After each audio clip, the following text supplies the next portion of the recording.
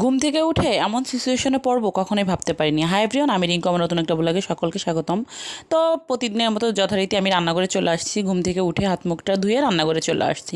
তো রান্নাঘরে এসে দেখি যে চুলা অন করতেছি, গ্যাস নেই। আমার যেহেতু অটো চুলো, তাই সুইচটা দিচ্ছিলাম যে চুলাটা অন হয় কিনা। তো চুলাটা অন হলো না, কিছু করার নেই। আমি নিয়ে নিয়েছি কারেন্টের চুলাটা। তো আমি ভাতটাও করে নিয়েছি। তারপর আমি এর ভিতরে সবজি টবজি সব কেটে নিয়েছি। তো তেমন কিছুই করবো না, পটলটা ভাজি করব আর কাঁচকলা দিয়ে মাছ দিয়ে একটা ঝোল রান্না করব। পরে যদি সময় হয় রান্না করবো, অথবা রাতে একবারে রান্না করব। আর গ্যাস না থাকলে আসলে কারেন্টের চুলায় এত রান্না করা সম্ভব না। আর মেনে তো আমার চুলাটা দেখা যায় রাখারও সেরকম ভালো সিস্টেম নাই, যার কারণে রান্না করতে অনেকটা কষ্ট হয়। তো কিছুই করার নেই, আসলে ভাবতে পারিনি যে সকালে এরকম এক জিনিস ফেস করতে হবে। দুপুর টাইমে একটু গ্যাসের সমস্যা হয়, কিন্তু সব সময় হয় না। শীতের টাইমটাই বেশি হয়, গরমে খুব কমই হয়। কিন্তু রিসেন্ট খুবই প্রবলেম হচ্ছে, সকালে ঘুম থেকে উঠেই গ্যাস নেই। তো কী আর করার, আমি এই যে রান্না করে নিচ্ছি। দেখো, পটল ভাজি করে নিলাম। পটলটা একদম মশমশা করে ভাজি করে নিচ্ছিলাম, আর মাছ দিয়ে কাঁচকলা দিয়ে রান্নাটা করব। আর বাদ বাকি যদি পারি রাতে রান্নাটা করব। আর দেখা যায় আসলে ভালো লাগে না, গ্যাস না থাকলে রান্না করতে ভালো লাগে না। যদিও এই চুলাগুলো আমাদের বিপদে কাজে দেয়, তারপরেও দেখা যায় গ্যাসে রান্না করতে করতে অভ্যস্ত, গ্যাসে রান্না করতেই ভালো লাগে।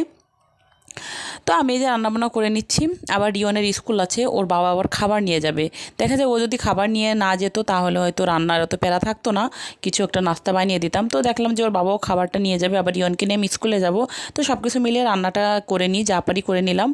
রাতে আবার দেখা যাবে। তো আমি যে মাছগুলোও ভেজে নিচ্ছি। কোনো রেসিপি শেয়ার করার মতো কিছুই নেই, সিম্পলভাবে যেভাবে রান্না করি সেইভাবে রান্না করে নিচ্ছি। আর রেসিপি শেয়ার করার মতো আসলে ধৈর্যও নেই, ভালোও লাগছে না, কারণ গ্যাস নেই। তো আর এই চুলায় রান্না করতে আমার একটু সমস্যা হয়, কারণ ভালো রাখার জায়গা নেই। তো আমি তরকারিটা বসিয়ে দিয়ে চলে আসছি। আর দেখা যায় কারেন্টের চুলাটা যে জায়গায় বসাই ওখানে আলোটাও ভালো পায় না, যার কারণে সমস্যা হয়। আর যেহেতু শহরের রান্নাঘরগুলো কিন্তু অনেক ছোট ছোট হয়, তো সব কিছু ম্যানেজ করে সম্ভব না।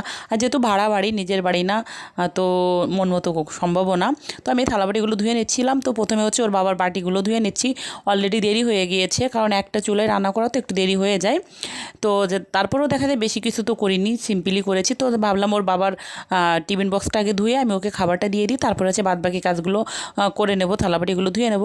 তো এই যে আমি রান্না করেছি কাঁচকলা দিয়ে মাছ দিয়ে, একদম সিম্পলভাবে রান্না করেছি।